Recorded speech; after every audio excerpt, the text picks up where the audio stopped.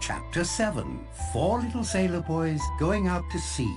A red herring swallowed one, and then there were 3. 4 bodies upstairs, 2 down. Can't be very hygienic. Still with us, Narracott? Thalidomide isn't much of a poison if you ask me. Although your face is all flushed. I found the antidote. Thank heavens! The weather is moderate. Might be a chance for a bonfire on ship's rock. Can you give an account of your movements? I followed you and Lombard almost to the top of the stairs. I heard someone below me breathing in the dark, so I stays as still as a church mouse. Then I hear stealthy steps heading down the stairs. This stands investigating, I think. So I creep as carefully as I can back down. I stepped closer and saw the doctor bending over Wargrave. Did you see the gun anywhere? No, but I smelled the cordite from it in the air. One thing I don't understand. That wig on the judge's head. Where did that come from? Someone borrowed Miss Brent's grey yarn. She told me it was missing. She was extremely perturbed. Something finally broke through that icy shell of hers, eh? I didn't think it was possible. Owen certainly thinks ahead. Who arrived in the dining room after you? Lombard practically on my heels. Then a few seconds later, Miss Claythorne opened the kitchen door. I found that peculiar. You said you knew something about the history of this island. It was bought by that sailing chap, Elmer Robson. But his wife got seasick, poor dear. Loved the bird watching, but not the boating. An American film star named Gabrielle Steele bought it from them after some scandal or other back in the States. She stuck it out for a couple of years, but must have missed the glamour and excitement of Hollywood because she packed it in. Next, the Admiralty was rumoured to have taken it over for some super-secret stuff I could never get a line on. Thing that puzzled me was that I found no record of anybody named Owen buying the place. I was going to get onto his solicitor, Archibald Morris, before coming, but he died last week. Died? What was the cause? Still under investigation, but it sounded like poison to me. Good evening, Mr. Bloor. Can you give an account of your movements? Just for the record, Wargrave was the one so keen on you playing detective, not me.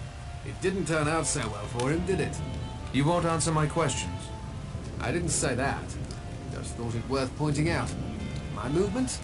I ran up the stairs behind you and, well, I ducked into the bathroom at the top. The one Armstrong the judge shared. Curious behavior. It occurred to me that Vera's scream was meant to be a diversion. I wanted to see what everyone would do. In the lightning flashes, I saw Bloor head back down the stairs. Narracott was along the hall there. So I went downstairs to the dining room, arriving behind Bloor. Are you sure you recognized Owen's voice? All right, Narracott, I'll tell you. I was hired by Archibald Morris, the non-existent Mr. Owen's attorney. He first made contact with me over the telephone. With Morris's voice on the recording, I'd swear to it. Who arrived in the dining room after you? Vera appeared in the kitchen doorway a few moments later. Did you see the gun anywhere?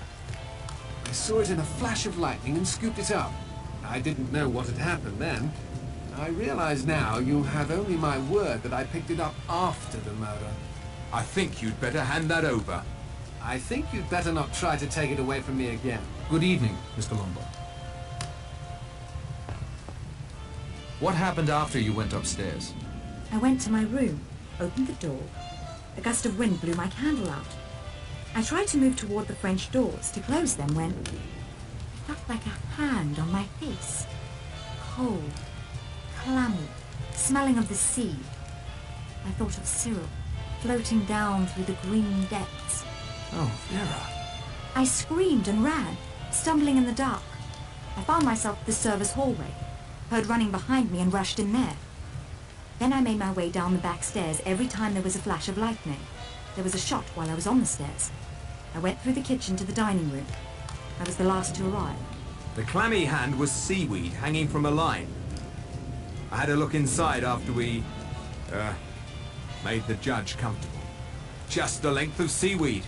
Well, whoever strung it up, combined with the generator failing, Made a neat diversion designed to separate us. Did you see the gun anywhere? No, I'm sorry. Cause of death was a bullet? Yes, directly in the center of his forehead. Never had a chance. Can you give an account of your movements? When we heard Miss Claythorne scream, I naturally went with the rest to investigate. I thought the judge was right behind me. I stood there for a moment, wondering whether I should go up or down. While I was there, I heard the shot. I made my way back to the dining room. He was quite dead. Did you see the gun? No. Who arrived in the dining room after you? Mr. Blore, I believe. Yes, then Lombard, and finally Miss Claythorne. From the kitchen. I didn't understand that. Good evening, Doctor. 5 left, and we don't know which. I know. I haven't the least doubt. I suppose I do know, really. I think I've got a pretty good idea now. I haven't a clue. I don't know about the rest of you lot, but I'm going to go to my room and lock myself in until daylight. Sound plan. I agree. But Patrick doesn't have a room. Plenty of them about, if he doesn't mind sharing. 5 bullets are plenty. Oh, Hugo. I'm so sorry. Self-righteous, smug old hypocrite.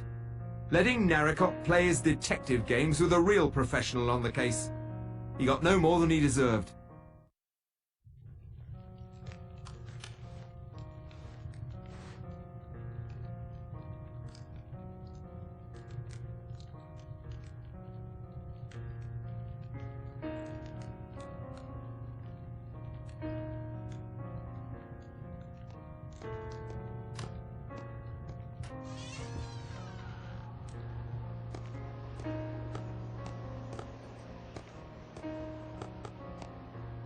Were you upstairs just now?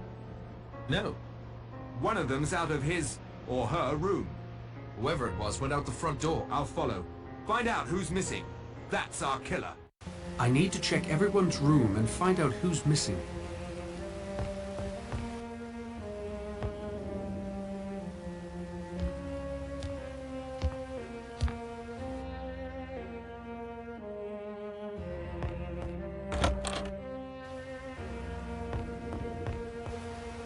Wargrave's body is missing. Interesting development. One I'd better keep to myself for the moment.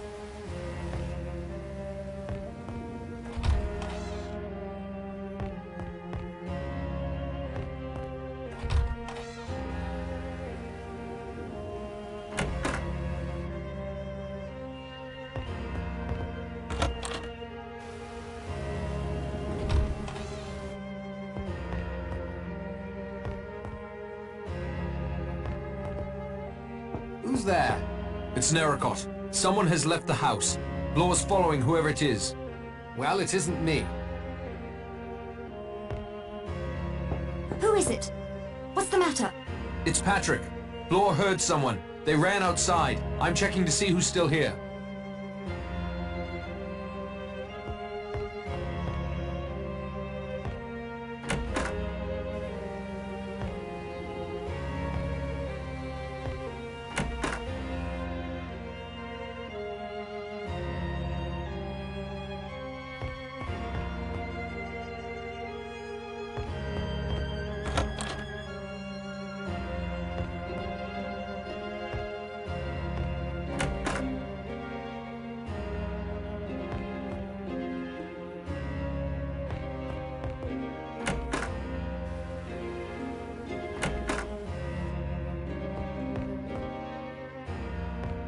I have nothing more to say to him.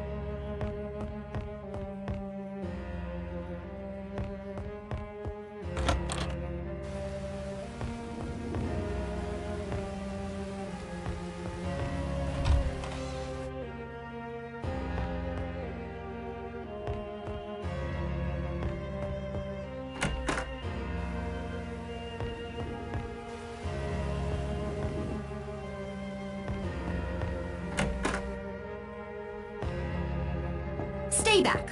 Philip gave me his gun. It's me, Patrick. Where did he go? He wanted me to tell you. Since the wind dropped, he was going to try and light the bonfire. That's a good idea, but he shouldn't try it alone. Then go help him. I'll be safe locked in here with his gun.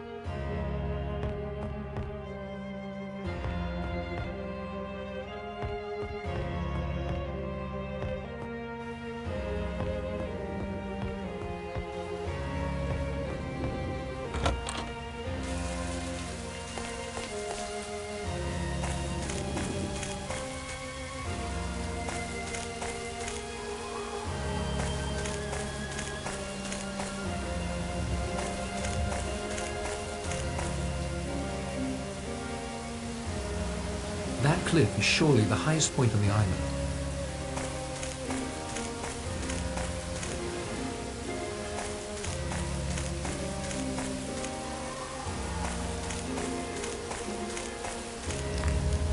That's quite a signal fire.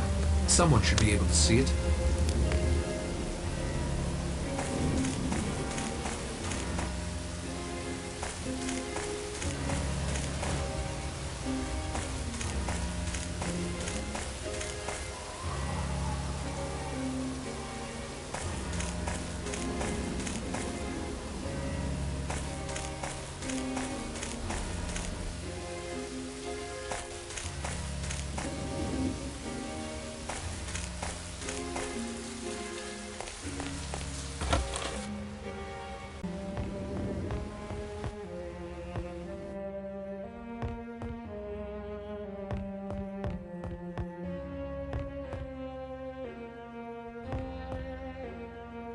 Any sign of Armstrong? He's vanished clean off the island. Vanished. That's the word. Like some damned conjuring trick. He must be somewhere. No, he isn't. We searched the house, too. You must have heard us. He's gone. Clean vanished. Scarpered. Thanks for your time, Mr. Lombard. Did you stay in your room the entire time?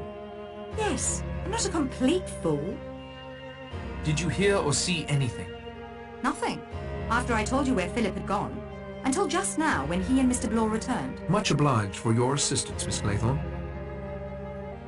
Did you find Armstrong? No, he's disappeared. We searched everywhere. Have you and Lombard been together all this time? Yes, I found him up on Ship Rock. Good evening, Mr. Bloor.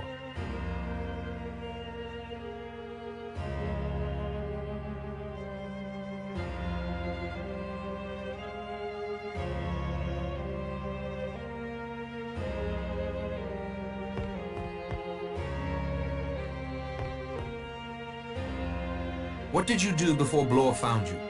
Crept along the balcony to Vera's window and gave her my gun. Very generous. Then I went up onto Ship Rock. I set the bonfire ablaze, but someone will have to keep an eye on it throughout the night. Thanks for your time, Mr. Lombard. Have you looked in the dining room? No. What is it? What is it now? Only 3 sailor boys are left.